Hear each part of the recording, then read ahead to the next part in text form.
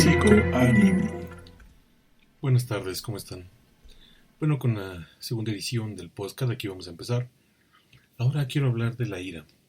Si nosotros hablamos de la ira, el enojo, es tan común y a veces tan poco tocado el tema. Y todos los seres humanos necesitamos tener esta ira.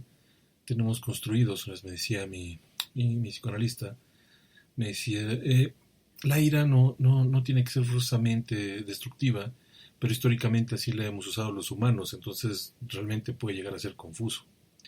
Y sí creo que eso es muy certero. De hecho, qué curioso, la asertividad y ser certero en las decisiones hace que la ira disminuya.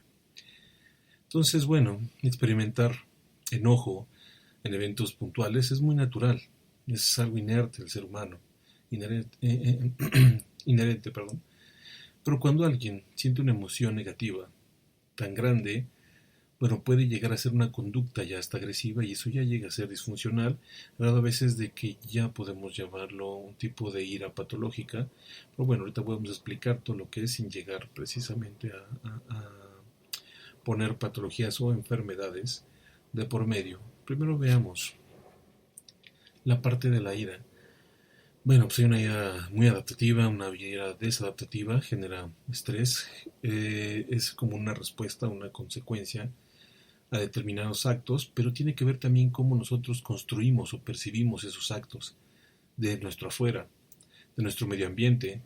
Entonces, bueno, podemos tomar ese evento que sentimos como si fuera particularmente algo amenazante.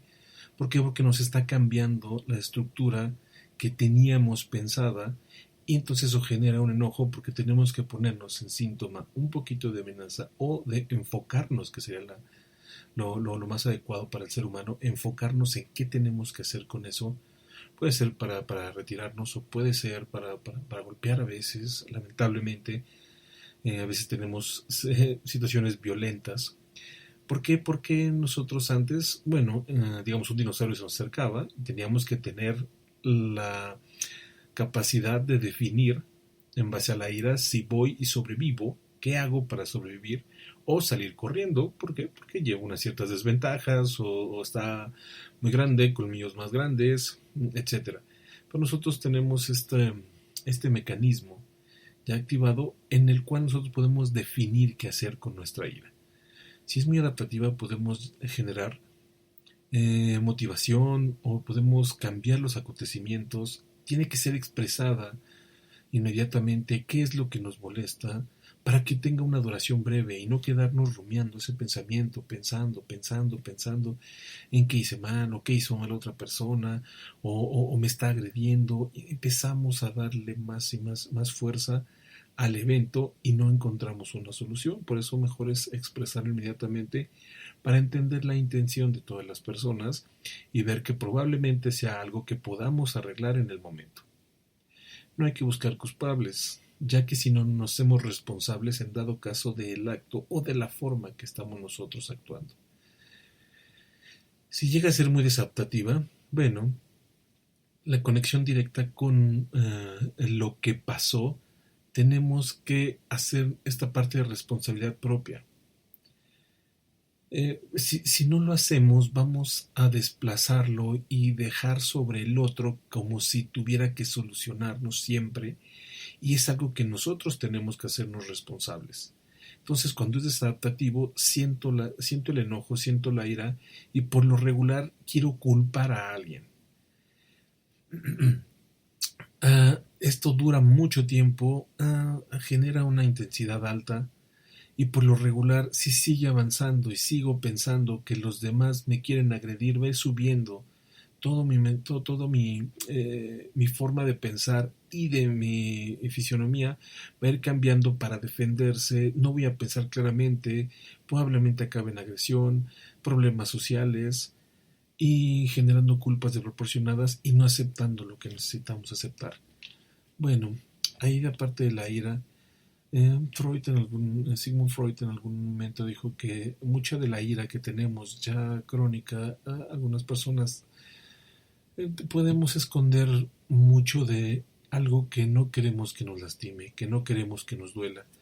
Puede ser miedo a perder lo que tenemos, puede ser algo que nos genere impotencia, un dolor, para superar o no superado desde viejas heridas que podemos tener, no poder comunicar lo que siento, decepcionar o no cumplir las expectativas de los demás, tener una impaciencia, tener inseguridades en uno mismo, no creer. Entonces todo este dolor es más fácil de repente agarrar la mano de la ira y determinar que nosotros podamos cambiar a los demás o culpar a los demás de algo que tenemos que sernos responsables y que tenemos que hablar inmediatamente, tenemos que ver la importancia de la solución, no quedarnos instaurados en el problema.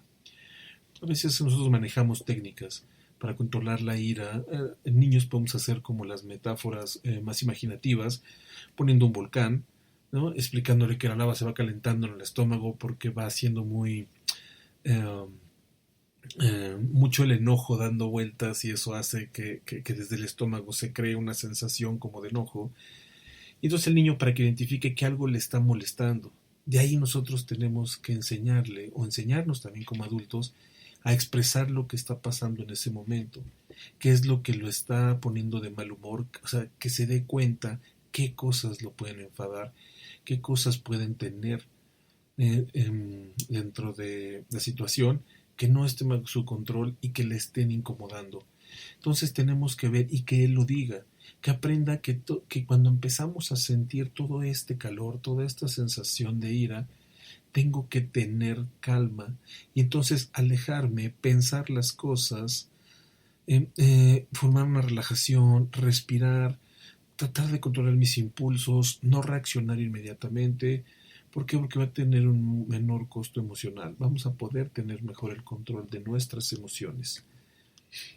Nosotros vemos todas estas partes como hacer actividad física, practicar yoga, realizar estrategias de relajación, técnicas de meditación, buena hora de sueño, una participación con el medio ambiente, salir, disfrutar, contar con un grupo psicológico o con una terapia individual, asistir a entrenamientos a veces de asertividad. Esto lo maneja la cognitivo-conductual, para poder identificar qué es lo que sentimos, qué consecuencia va a pasar con ese sentimiento que estoy teniendo, en este caso la ira.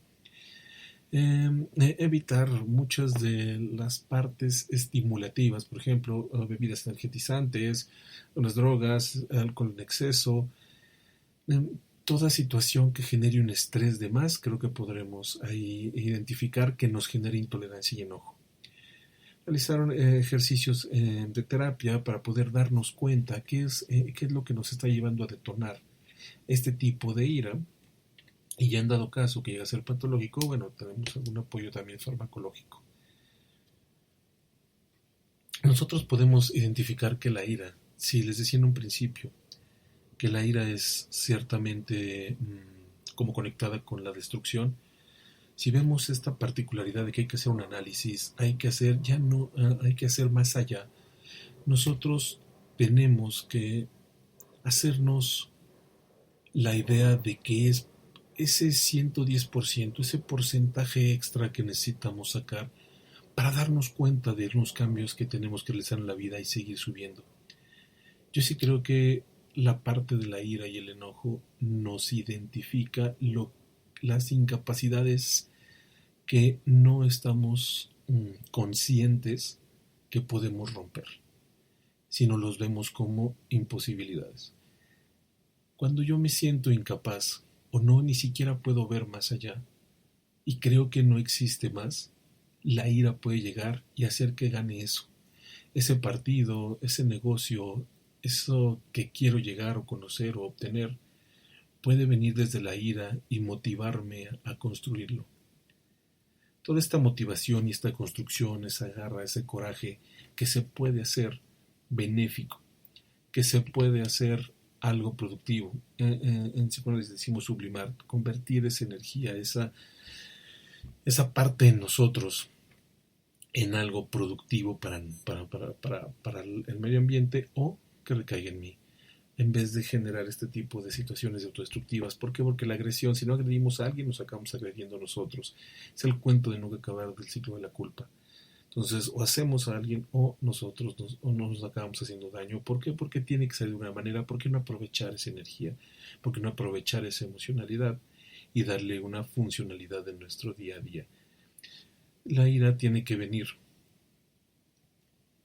desde adentro de nosotros para construir la diferencia, para salir adelante, para retarnos, para poder llegar a construir una gran diferencia. Todo aquel persona que pueda reconocer y aceptar su ira, ya que no es mala, Jung lo dijo, no tiene que pertenecer a la sombra forzosamente, solo dividimos sombra y luz de las emociones, pero no hay una mala, no hay una buena, sino aprender a conocerlas. No podemos desconocer algo que es natural de nosotros mismos. Y al momento de ser natural, y si lo conocemos, podemos utilizarlo. Muchas veces en terapia les digo, una cosa es saber tirar un arma de fuego, pero tú decides qué ser, un villano o un héroe. No es el saber, no es el ponerle etiqueta de es que es un arma de fuego que puede ser peligrosa. Sí, pero también puede ser para defensa. Igual el enojo. Nosotros tenemos la capacidad de decidir si fuera necesario usarlo para defender algo que queremos o necesitamos crecer y hacer y seguir adelante y enfocarlos en nosotros mismos. Para eso, creo que vamos en el contexto de la ira, que es constructiva. Si nosotros entendemos que la ira va construyendo junto con nosotros, pues tenemos una fuente bastante redituable, ya que la fuerza de voluntad con la esperanza, la ira, las capacidades, vamos obteniendo lo que queremos, vamos creciendo por nosotros mismos. No olvidemos que todo trabajo terapéutico es para mejorar nuestra calidad de vida, y esa mejora en la calidad de vida tiene que ver mucho con las emociones que conllevamos. Muchas gracias por la atención, espero les guste y si pueden compartir. Y les recordamos que estamos en instrumentos 3656 consultorio 103 con una pequeña pobre. Y también en CAEP, en la Universidad de Benito Xochimilco con el Federica CAEP. Te puedes comunicar a los teléfonos 55 48 04 64 76 y 55 70 77 53 86 con el maestro Juan Más o con la psicóloga Stephanie Álvarez. Tenemos psicoterapia psicoanalítica, especialidad infantil, adicciones, trastornos alimenticios, tanatología, trastornos psiquiátricos, enfermedades crónico-degenerativas, ansiedad y depresión. Cualquier cosa estamos aquí en tu servicio. Psicoanalítica.